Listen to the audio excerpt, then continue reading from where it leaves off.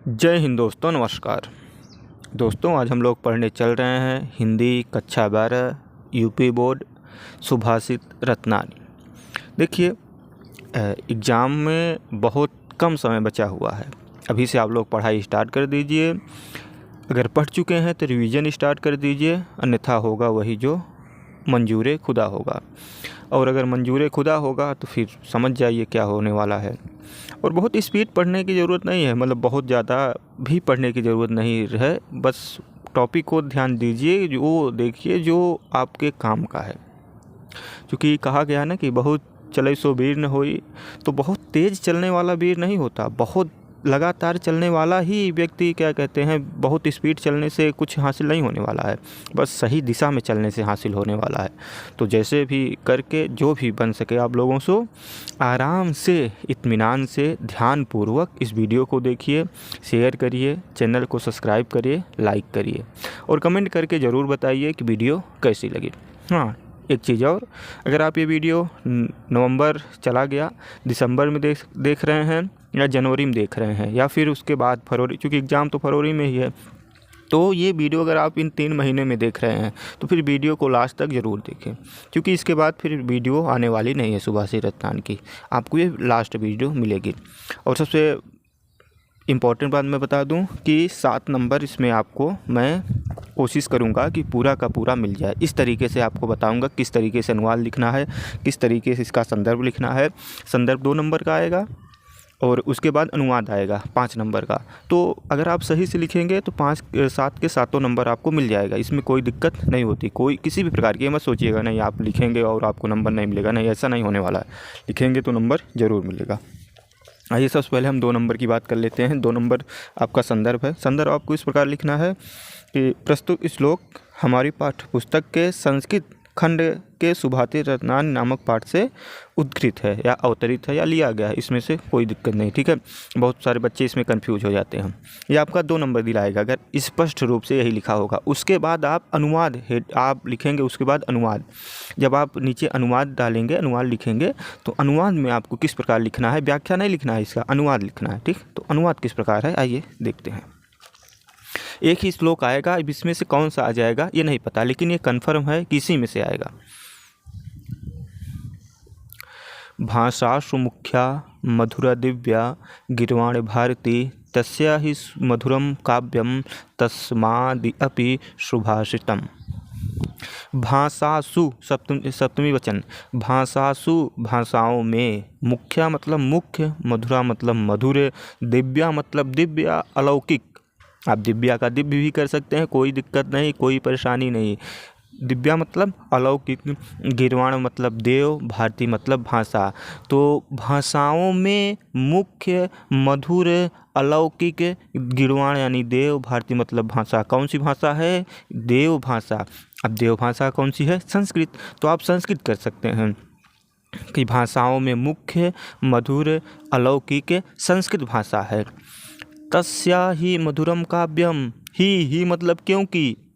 अब बता रहे हैं ना कि क्यों भाषा सबसे अच्छी है, क्योंकि तस्या ही मधुरम काव्यम।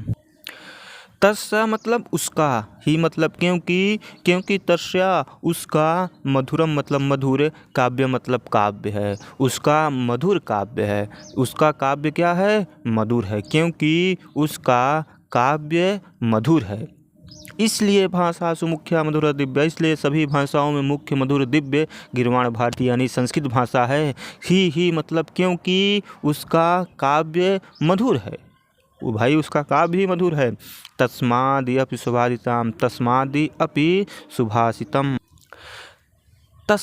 तस्मादि, तस्मादि मतलब उससे, अपि मतलब भी, यानी काव्य से तुलना कर रहे हैं। तस्मादि उससे भी मधुर, उससे भी मधुर, सुभाषितम यानी सुंदर वचन है, उससे भी मधुर सुंदर वचन है, ठीक। एक बार स्पष्टीकरण हम देखते हैं। आपको अनुवाद इसी तरह लिखना है, लेकिन स्पष्टीकरण देखते हैं। देखिए, आप समझने के लिए हम आपको बता रहे हैं। सभी भाषाओं में संस्कृत भाषा क्या है? मुख्य है, सबसे मधुर है। सबसे सुंदर है, सबसे प्यारी है, सबसे अलौकिक है यानी दिव्य है, जो देवताओं की शक्तियों से ओतप्रोत हो, देवताओं की शक्तियाँ जिसमें छिपी हो उसे दिव्य कहते हैं। सबसे दिव्य है गीर्वाण भारती यानी संस्कृत भाषा, क्योंकि उसका काव्य मधुर है, क्योंकि संस्कृत भाषा का काव्य मधुर है और उस काव्य से भी मधुर उसका क्या है, सुभाषितम यानी उसके सुंदर वचन हैं। इसलिए सभी भाषाओं में मुख्य मधुर और दिव्य है कौन सी भाषा, संस्कृत भाषा। ये आपको स्पष्टीकरण यानी एक तरीके से समझाने के लिए मैं बता रहा हूँ, ठीक। देखिए दूसरा आएगा जरूर, कोई ना कोई इसी में से फंस जाएगा आपको। सुखार्थिनः कुतो विद्या कुतो विद्यार्थिनः सुखम, विद्यार्थी वा त्यजेत विद्या, सुखार्थी वा त्यजेत विद्या, विद्यार्थी वा त्यजेत सुखम, सुखार्थिनो कुतो विद्या। सुख चाहने वालों को विद्या कहाँ। सुख की अर्थी मतलब होता है इच्छा करने वाला।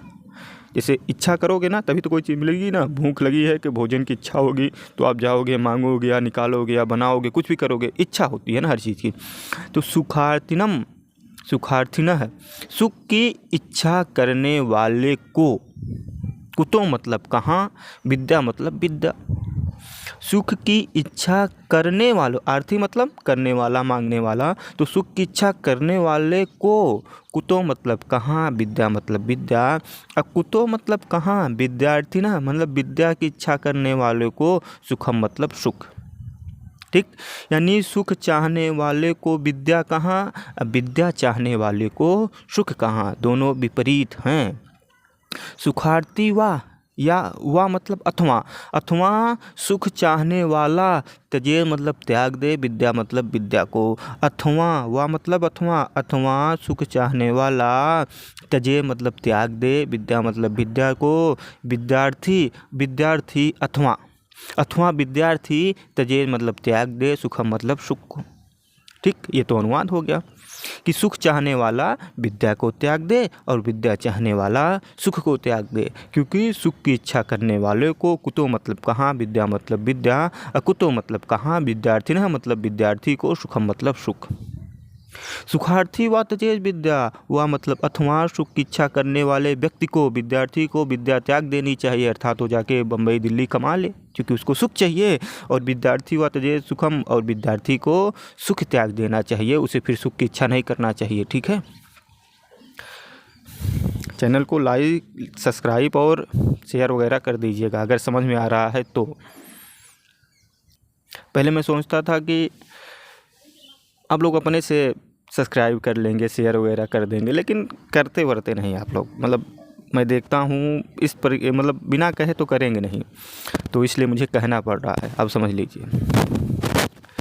जल बिंदु निपातेन क्रमशः पूर्ते घट, स हेतु सर्व विद्यानां धर्मश्च धर्मश्च। जल बिंदु, जल की बिंदु मतलब बिंदु, बिंदु मतलब बिंदु, बिंदु मतलब बूंद, तो जल की बूंद, निपातेन मतलब गिरने से, क्रमशः मतलब लगातार, पूर्ते मतलब भर जाता है, घटा मतलब घड़ा। एक एक बूंद अगर जल का यानी पानी का कहीं गिर रहा है, किसी डिब्बे में, किसी घड़े में, किसी बाल्टी मतलब कहीं पर, तो हम कहते हैं 2 दिन, 4 दिन, 1 दिन, 5 दिन, 10 दिन तो भर जाएगा भाई, भर जाएगा, लगातार गिरेगा ना। तो उसी प्रकार कह रहे हैं कि जल बिंदु, जल की बूंदे, निपातेन गिरने से, क्रमशः मतलब लगातार, पूर्ते मतलब भर जाता है, घटा मतलब घड़ा, स मतलब वही, हेतु मतलब कारण, वही कारण है, उसी कारण से सर्व विद्या नाम सभी विद्या, च मतलब और, धर्मस्थ मतलब धर्म, च मतलब और, धनस्थ मतलब धन, उसी प्रकार सभी विद्या धीरे धीरे विद्यार्थी को प्राप्त हो जाती है। धर्मात्मा जो धर्म की इच्छा करते हैं उसे वे धर्मात्मा हो जाते हैं, और जो धन की इच्छा करते हैं वो धनस्थ हो जाते हैं, मतलब वो धनी हो जाते हैं। देखिए अब इसका आप लोग किस प्रकार, अभी तो समझ नहीं आ रहा होगा, आप समझिए। जिस प्रकार आपको लिखना है कि जिस प्रकार जल की बूंदें लगातार गिरने से घड़ा भर जाता है, आपको इस प्रकार लिखना है अनुवाद में कि जिस प्रकार जल की एक एक बूंदे लगातार गिरने से घड़ा भर जाता है, उसी प्रकार लगातार विद्या का अध्ययन करने से विद्यार्थी विद्वान हो जाता है। धर्म का अध्ययन करने से कोई व्यक्ति धर्मात्मा या अच्छा ज्ञाता हो जाता है और लगातार धीरे धीरे धन का संचय करने से, धन बचाने से, धन इकट्ठा करने से एक दिन धनी हो जाता है, व्यक्ति धनवान बन जाता है। ठीक। काव्यशास्त्र विनोदेन कालो गच्छत धीमताम व्यसनेन च मूर्खानां निद्राय कलहेन वा। काव्यशास्त्र विनोदेन कालो गच्छत धीमताम। काव्यशास्त्र का विनोदेन मतलब अध्ययन करने से, काव्यशास्त्र का अध्ययन करने से, कालो मतलब समय, गच्छत मतलब बीतता है, धीमता मतलब बुद्धिमानों का, बुद्धिमानों का समय, काव्यशास्त्र का अध्ययन करने में बुद्धिमानों का समय बीतता है काव्यशास्त्र के अध्ययन करने से। ठीक। काव्यशास्त्र विनोदेन, विनोदेन मतलब अध्ययन करने से, पढ़ने लिखने से, कालो मतलब समय, गच्छत मतलब बीतता है, धीमता मतलब बुद्धिमानों का। भाई जो बुद्धिमान है उनका समय कैसे बीत रहा है? काव्यशास्त्र के अध्ययन करने से। व्यसनेन च मूर्खानाय मूर्खाम निद्राय कलहेन। जबकि मूर्खाना मूर्खों का समय भैया व्यसनेन गलत आदतों में, जुआखोरी में, नशाखोरी में, मारपीट में, लड़ाई झगड़े में। व्यसनेन का मतलब होता है जितनी भी गलत आदत हो गई हैं वो सब व्यसनेन में चली जाएंगी। मूर्खों का समय, च मतलब और मूर्खों का समय गलत आदतों में, निद्राए सोने में, पड़े रहो, कोई दिक्कत ही नहीं है कि सोना होता है भाई, सोने में जो मज़ा है वो कहीं कहाँ है ना, उसी प्रकार सोना होता है। निद्राएं मतलब सोने में, कलहेन मतलब झगड़े लड़ाई करने में, वा मतलब अथवा मूर्खों का समय गलत आदतों में, सोने में और लड़ाई झगड़े करने में, जबकि धीमता मानी बुद्धिमानों का समय काव्यशास्त्र का अध्ययन करने में व्यतीत हो जाता है। अब आप लोग समझ लीजिए आपका समय किस में बीत रहा है, आप अपने आप को किस में रख रहे हैं। वैसे भी देखिए मनुष्य जो है ना वो कुछ भी कर सकता है। जैसे आपने सुना होगा एक लाइन है कि है बंधा नर के करों में वार विद्युत ताप, हुक्म पर चढ़ता उतरता है पवन का ताप। है बंधा नर के करों में वार विद्युत भाप, हुक्म पर चढ़ता उतरता है पवन का ताप। यानी इंसान के हाथ में बहुत ताकत है भाई साहब, आप उस ताकत को पहचानिए और उसका प्रयोग करिए। देखिए फिर अपनी भाई इंसान के हाथों में हर कुछ है। हुक्म यहाँ पे कह रहे हैं कि हुक्म पर चढ़ता उतरता है पवन का जो ताप है, पवन यानी सूर्य, गर्मी ठंडी, वो इंसान के हुक्म पर है। लेकिन इंसान उस लायक बने तब तो उतरे चढ़ेगा। ठीक। न चौरहार्यम न राज्यहार्यम न भातृभाज्यम न च भारकारी व्यय कृते वर्धत एव नित्यम विद्याधनम सर्वधनम प्रधानम। देखिए विद्या रूपी धन जो है ना वो सभी धनों में प्रधान है। देखिए वैसे भी कहा गया है कि विद्या से हीन व्यक्ति ठीक उसी पशु के समान है, पशु के समान बताया गया है, जो सिर्फ अपना पेट भरता है और उससे कोई किसी प्रकार का मतलब नहीं। तो विद्या से हीन व्यक्ति एक पशु के समान बताया गया है, यानी जो पढ़ा लिखा नहीं है, जिसके पास ज्ञान। देखिए विद्या का मतलब जॉब करना, नौकरी पा जाना, ये नहीं है। विद्या का मतलब है कि शिष्टाचार, अपने आचरण में सुधार करना। और जब आचरण नहीं सुधार पा रहे हो तो फिर विद्या, नौकरी फोकरी या फिर कुछ दुनिया का बाउंडर करने से कोई मतलब नहीं है। तो विद्या का सबसे मेन उद्देश्य होना चाहिए कि आचरण यानी शिष्टाचार, जो व्यवहार है, व्यवहार में सुधार होना, अन्यथा विद्या कोई मतलब नहीं है। आजकल के जो लोग हैं, अब तो भाई सोशल मीडिया पर कुछ भी देखें उनके हवाई हो गया, उनको जोश आ गया, नहीं ऐसे नहीं ऐसे। देखिए किताबों को पढ़ना सीखिए, सोशल मीडिया के सहारे कुछ नहीं होने वाला है। एक चपरासी की नौकरी मिल जाए सोशल मीडिया के माथे तो कहना नहीं मिलने वाली है। यूट्यूब ये ऑनलाइन जो अभी कुछ नहीं होने वाला है। जो कंपटीशन वगैरह पढ़ाते हैं ना, वो भाई सिर्फ उतना पढ़ाएंगे आपको जितना काम का है।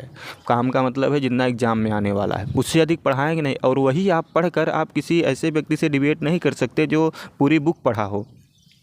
यानी आप कभी किताब न पढ़ें, कोई आपको आकर यूट्यूब पे या कहीं आके बता दे, कोई आप ऑनलाइन क्लास ले लें, वो आके बता दे सिर्फ 2 4 लाइन, और उसको पढ़कर आप कहें कि नहीं हमारे पूरी ज्ञाता हो गए। नहीं, उसके लिए आपको पढ़ना चाहिए। और पढ़ने की आदत अगर अभी नहीं पड़ी तो फिर कभी नहीं वाली आदत हो जाएगी, अभी नहीं तो कभी नहीं, तो पढ़ना चाहिए। तो विद्या से हीन व्यक्ति उस पशु के समान होता है जो सिर्फ अपना पेट भरता है, उससे और किसी चीज़ से मतलब नहीं है। तो विद्या जरूरी है। विद्या इसलिए ज़रूरी है क्योंकि विद्या आपको सही रास्ते पर लाएगी। विद्या नहीं है, आपको किसी चीज़ का ज्ञान नहीं है, तो फिर कोई कहीं ले जा रहा है, कोई कुछ भी बता दे रहा है, कोई कैसे भी यूज़ कर ले रहा है, कोई कैसे भी करके भला फुसला ले रहा है। इसलिए विद्या बहुत ज़रूरी है। न चौरहार्यम न राज्यहार्यम न भातृभाज्यम न च भारकारी वै कृते वर्धत ये नित्यम विद्या धनम सर्वधनम प्रधानम। इसीलिए विद्या रूपी धन को सभी धनों में प्रधान माना गया, सभी धनों में सबसे श्रेष्ठ माना गया है। क्यों? क्योंकि न चौरहार्यम, विद्या को न मतलब नहीं, चौर मतलब चोर, हार्यम मतलब चुरा सकता है। विद्या को ना तो चोर चुरा सकता है। आप निकल जाइए 2 बजे रात को, 12 बजे रात को, कोई चोर मिले, 10 ठो मिल जाए, आपके पास कुछ नहीं होगा, लेकिन आप विद्वान होंगे, आपकी विद्या चुरा पाएगा? कभी नहीं चुरा पाएगा चोर। न मतलब नहीं, च मतलब और न ही राज्य हारम, न ही राज्य हार सकता है, ना तो राज्य छीन सकता है। अगर आपके पास कोई सोना चांदी रुपया कौड़ी पैसा आ गया तो राज्य यानी राजा सरकार जो है वो ले सकती है ना, टैक्स वगैरह छीन सकती है ना कि भाई कहाँ से आए। लेकिन जो विद्वान है उसकी विद्या का कहाँ छीन पाएगी। तो इसलिए विद्या रूपी धन को ना तो चोर चुरा सकता है, ना ही राज्य उसको हरण कर सकता है, राज्य उसको छीन सकता है। न मतलब नहीं, भात्र मतलब भाई में, भाज्य मतलब बंटवारा। विद्या रूपी धन को भाई में भी बांटा नहीं जा सकता। न मतलब नहीं, भात्र मतलब भाई, भाज्य मतलब बांटा जा सकता है। विद्या रूपी धन को भाई भाई में बांटा नहीं जा सकता है। और धन को तो बांट लेंगे, खटाक से इसे लाइन खींचेंगे, इस बार तुम्हारा इस बार हमारा कर देंगे, लेकिन विद्या रूपी धन में तो ऐसा लाइन वाइन खींच नहीं सकते। न मतलब नहीं, च मतलब और न ही भारकारी, इसका कोई वजन होता है, इसका कोई लोड होता है। भाई चलिए 2-4 किलो का होगा, कुंटल भार का होगा, नहीं, इसका कोई वजन भी नहीं होता। ये भारकारी नहीं होती, वजनहीन होता है। वह कृते वर्धत एवं नित्यम, वह करने से, वह कृते वह करने से यानी खर्च करने से, वह मतलब खर्च होता है। तो खर्च करने से, वर्धन मतलब बढ़ता है, एवं मतलब ही, नित्य मतलब लगातार, यानी लगातार खर्च करने से बढ़ता ही है या घटता नहीं। और धन है, अगर मान लीजिए आपके पास कुछ आ जाए धन, पैसे रुपया कौड़ी मान लीजिए, तो जैसे ही आप खर्च करोगे वो घट जाएगा, तो माइनस में आ जाएगा। लेकिन विद्या रूपी धन क्या है, ये जैसे ही खर्च करोगे क्या होगा, वर्धत यानी बढ़ता चला जाएगा। फॉर एग्जांपल बता दें, आप इस वीडियो को 2 बार देख लीजिए, 3 बार देख लीजिए, एक श्लोक आपको रट जाएगा, रट जाना है। ना देखिए वीडियो, आप अपनी किताब से पढ़ लीजिए, आपको ऑलरेडी मतलब कि सुधार आएगा, पहले से ज़्यादा सुधार होने लगेगा। तो इसीलिए विद्या रूपी धन वो खर्च करने से बढ़ जाएगा। किसी को आप ये बता दीजिए, आपको रट जाएगा।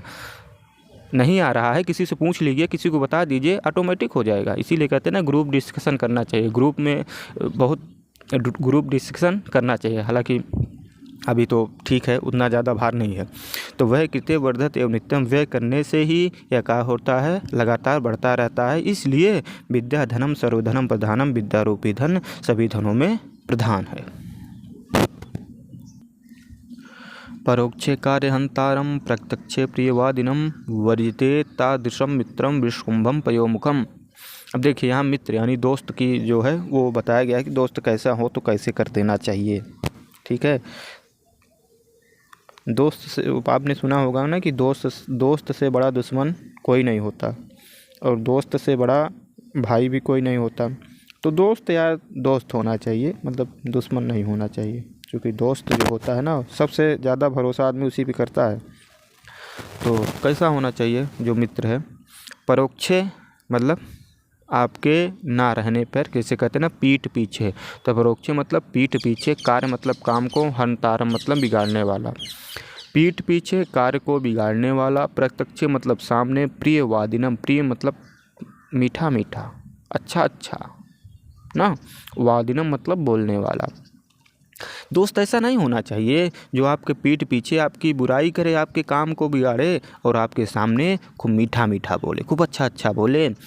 अगर ऐसा कोई दोस्त है जो कि आपके पीठ पीछे आपकी बुराई करे, आपके काम को बिगाड़ दे, और आपके सामने मीठा मीठा बोले, अगर ऐसा दोस्त है तो ऐसे दोस्तों को वर्जते त्रादिशम, वर्ज्य मतलब त्याग देना चाहिए, मित्र मतलब मित्र को, ऐसे मित्र को त्याग देना चाहिए।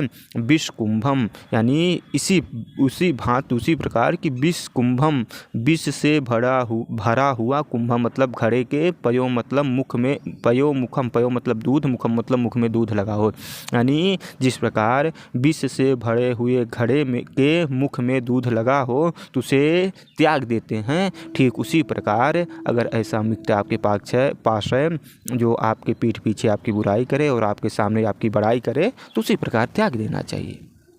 ठीक जिस प्रकार विष से भरे हुए घड़े के मुख पर दूध लगा हो लेकिन उसे लोग नहीं पीते, क्यों? क्योंकि दूध तो दिख रहा है ना, दिखावटी में लगा हुआ है, अंदर तो भाई जानलेवा हमला होने वाला है। ठीक उसी प्रकार त्याग देना चाहिए। उदेत सविता ताम्र अस्त्राम्र एव अस्तिमेति च संपत्तो च विपत्तो च महत्म एक रूपता। देखिए उदेत सविता, सविता मतलब सूर्य भगवान, सूर्य देवता, उदित मतलब उदित होते ही।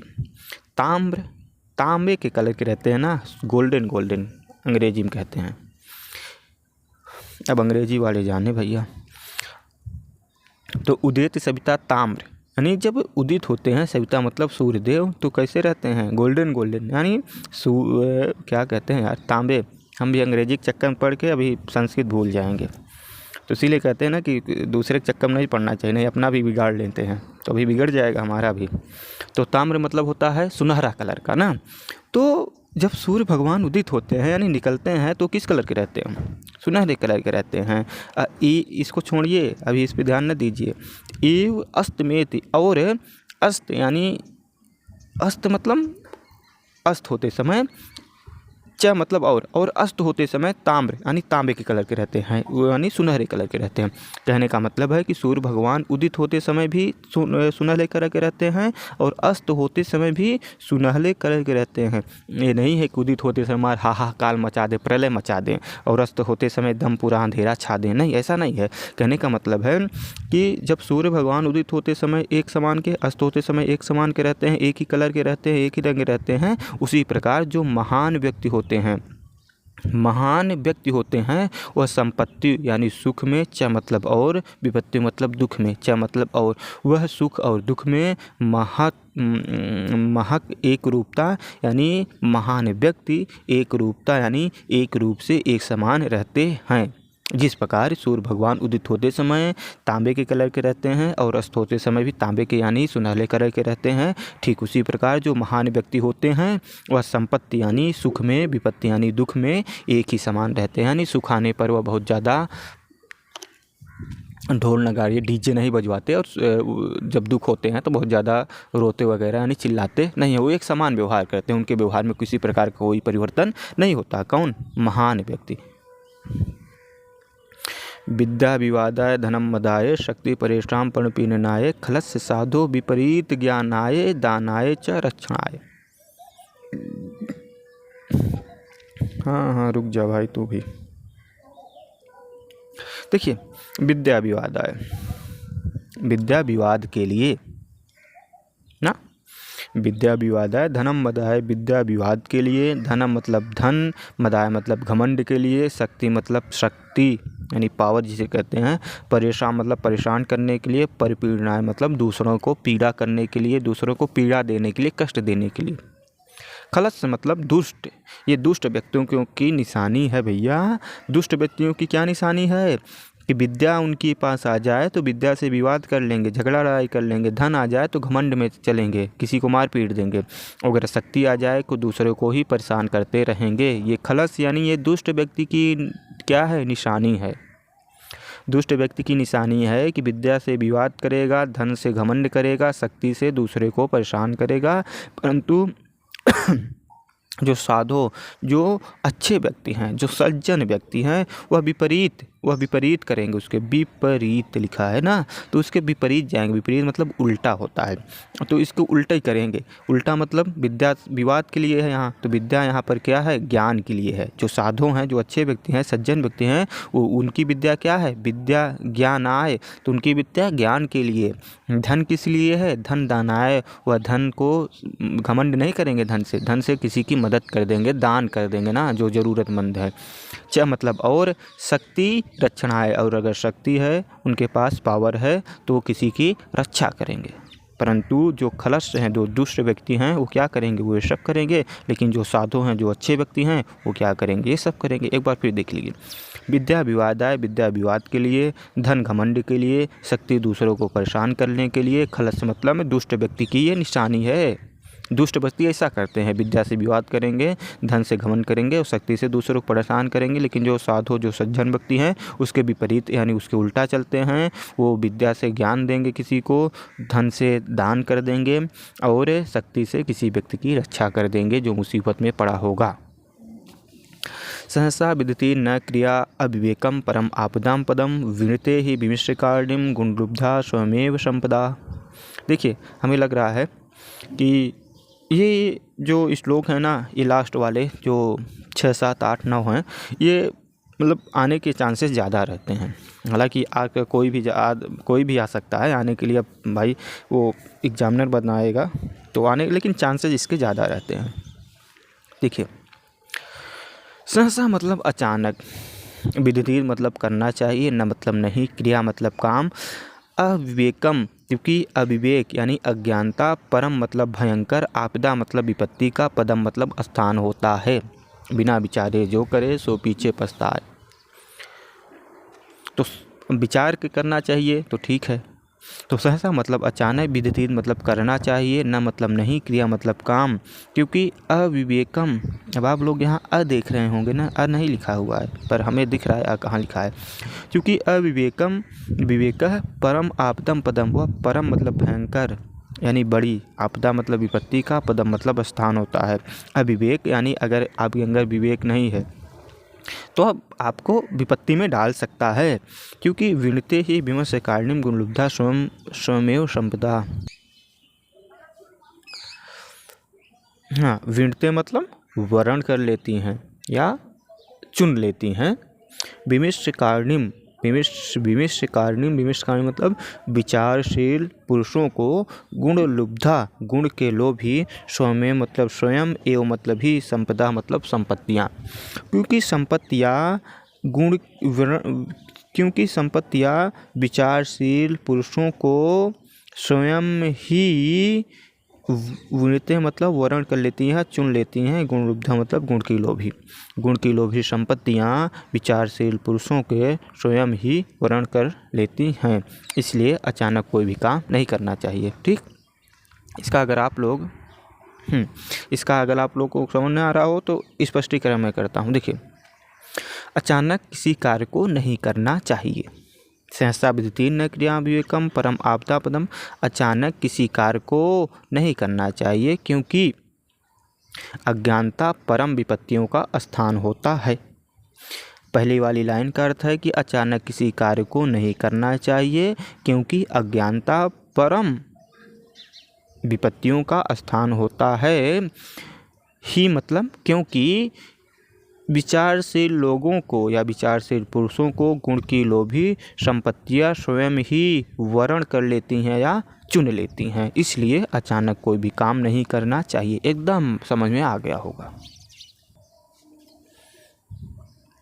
वज्रापि कठोराणि मृदूनि सुकुमादि अपि लोकोत्तरांसि तेषां को न विज्ञातुम अर्हत्। कह रहे हैं कि वज्रापि कठोराणि, वज्र से अपि मतलब भी, वज्र से भी, कठोराणि मतलब कठोर ना, वज्र से भी कठोर, मृदुन मतलब कोमल, कुसुम मतलब पुष्प, अपि मतलब भी, और पुष्प से भी मृदुन मतलब कोमल। लोकोत्तरांच शांत, लोकों के शांत मतलब हृदय को मतलब कौन, नु मतलब नहीं, विज्ञातुम अर्ह मतलब जान सकता है।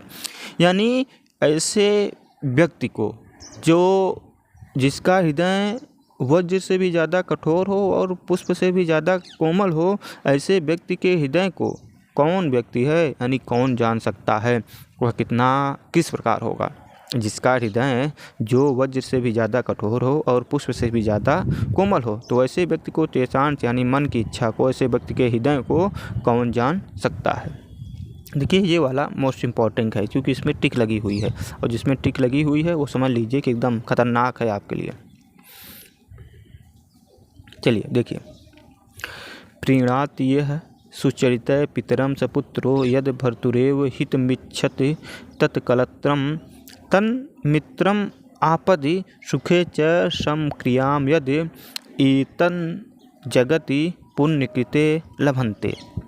प्रियात मतलब प्रसन्न करता है, यह मतलब जो, सुचरित मतलब सुंदर, चरित मतलब आचरण से, सुंदर चरित्र से, पितर मतलब पिता को, सह मतलब वही, पुत्रो मतलब पुत्र है।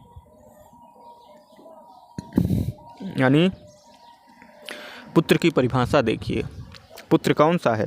वैसे प्रीणाति पुत्र 4 प्रकार के होते हैं ना, इस पर हम बाद में बात करते हैं, वो अलग टॉपिक हो जाएगा, शुरू में बात कर लिए हो तो ठीक है। चलिए, प्रीणाज मतलब प्रसन्न करता है, यह मतलब जो, सु मतलब सुंदर, चरित्र मतलब चरित्र से, पितर मतलब पिता को, स मतलब वही, पुत्र मतलब पुत्र है, वही सच्चा पुत्र है जो अपने सुंदर चरित्र से अपने पिता को प्रसन्न करता है। यानी जो प्रसन्न नहीं करते वो पुत्र ही नहीं है। फिर यद मतलब जो, भर्तुर मतलब पति को, स्वामी को, एवं मतलब ही, यदि मतलब जो पति की ही हित की इच्छा करे, तत् मतलब वही, कलत्रम मतलब स्त्री है। यानी अगर पति के हित के अलावा किसी और की हित की इच्छा किया तो पति नहीं है, मतलब पत्नी नहीं है। तो आज के समय में मान लीजिए कोई किसी की पत्नी नहीं है, ठीक। तन मित्रम आपत्ति, तन मित्रम वही मित्र है जो आपत्ति मतलब दुख में, आपद मतलब दुख में, आपद देख रहे हैं क्या आप लोग, यहाँ पे लिखा तो है, हमें दिख रहा है। तन मित्रम आपति, जो वही मित्र है जो आपद मतलब दुख में, सुखे मतलब सुख में, च मतलब और, सम क्रियाम यदि, सम क्रिया मतलब एक समान क्रिया मतलब कार्य करे। जो मित्र सुख में और दुख में एक समान काम करे, ये नहीं कि सुख आने पर आपके पास आए, दुख आने पर आप फ़ोन लगाएं कि यार थोड़ा सा बुखार हुआ है, डॉक्टर के पास चलना है। हाँ अरे यार हम तो अभी तो वहाँ चले गए हैं, मौसी के यहाँ हैं, हम तो नानी के यहाँ पहुँच गए हैं ना, ऐसे बताने लगे तो वो मित्र नहीं है। और अगर मित्र वही है जो आप कहें यार बुखार हुआ है और चलना है डॉक्टर को, कहे बस 2 मिनट रुक मैं आ गया, कि ऐसे मित्र होने चाहिए। तो वही मित्र हैं जो कि सुख में एक समान और दुख में भी एक समान कार्य करें। ये त्रयम ये तीनों जगत मतलब संसार में, पुण्य मतलब पुण्य कृतो, पुण्य करने वाले को, पुण्य आत्मा को, लभन्ते मतलब प्राप्त होते हैं। ये तीनों सबको नहीं मिलेंगे, ये तीनों सिर्फ उसी के मिलेंगे जो संसार में पुण्य आत्मा होगा, जो पुण्य काम करता होगा, ठीक। वैसे भी एक बार इसको फिर से देखिए और अब हमारे शब्दों में देखिए, तो आपको अनुवाद करना होता है। अब देखिए, जो वही सच्चा पुत्र है जो अपने सुंदर चरित्र से पिता को प्रसन्न करता है ना, वही सच्चा पुत्र है। जो स्त्री सिर्फ अपने पति के हित की ही इच्छा करती है वही सच्ची स्त्री है। स्त्रियां तो सब हैं, लेकिन सच्ची स्त्री वही है जो अपने ही पति के हित की इच्छा करना चाहिए। और भाई बात ही क्या है, ऐसा ही करना ही चाहिए लोगों को। वही मित्र है जो सुख और दुख में एक समान कार्य करे, जो सुख और दुख में एक समान कार्य करे, वही सच्चा मित्र है। और ये तीनों, सच्चा पुत्र, सच्ची स्त्री और सच्चा मित्र, ये तीनों जगत में पुण्य कृतो लभन्ते, पुण्य आत्मा को, पुण्य करने वाले व्यक्ति को ही लभन्ते मतलब प्राप्त होते हैं, मिलते हैं। यानी सबको ना तो मिलेंगे ना तो प्राप्त होंगे। देखिए वीडियो आपको कैसी लगी, अच्छी लगी कि ख़राब लगी? मतलब ख़राब तो नहीं लग सकती, ये कॉन्फिडेंस है अपने पास, क्योंकि बहुत अच्छे तरीके से आपको बताए हैं। और देखिए एग्ज़ाम में इसी प्रकार आप लिखेंगे तो आपका नंबर नहीं कटने वाला है। और वीडियो लास्ट तक देखने के लिए आप सबका बहुत ज़्यादा मतलब बड़ा वाला धन्यवाद। और फिर मिलते हैं अगली वीडियो में।